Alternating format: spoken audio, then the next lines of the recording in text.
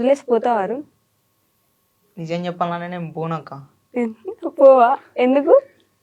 అంటే నీకు సపరేట్ ఇంకో లారీ వస్తుంది కదా. అద్దక్క ఇక్కడ దాకా తీసుకొచ్చిన వదిలిపెట్టి పోతామా అక్క? ఇక్కడ దాకా తీసుకొచ్చినాడంటే నీకు లైఫ్ ఇచ్చాడని ఫీల్ అవుతున్నాను. లైఫ్ ఇచ్చిండు అక్క, బాగా ఇచ్చిండు.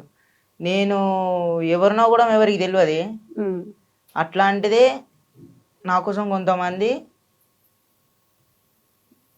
అంటే కొంతమంది కాక చాలా మంది వీడియోలు తీసుకునే రేంజ్కి పోయినా నేను. నాతోటి కొంతమంది ఇలా సెల్ఫీలు దిగుతారా అంటే దానికి కారణం అయితే మా బావే. అంతే. మీ ఇద్దరిని విడగొట్టేదానికి ఎవరు ప్రయత్నించట్లేదా? చాలా మంది ప్రయత్నించారు, పట్టించుకోలే. ఎన్నో అంటారా, వీళ్ళమ్మ ఫుల్ సపోర్ట్. అత్తమ్మ మంచిగా అమ్మ కంటే ఎక్కువ చూసుకుంటది. అవునా? మీ అమ్మ వాళ్ళు ఏమనరా ఎందుకు నీకు ఈ వీడియోలు అవి ఇవి పని చేసుకోకుండా అని?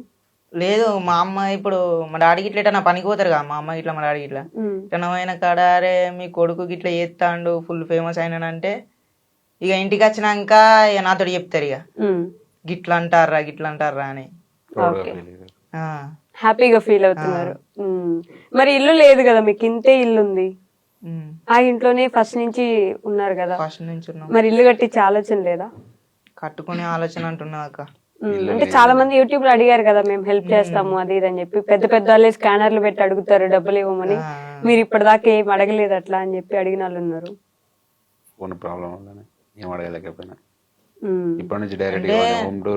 నేను అడుగుదాం అనుకున్నా గానీ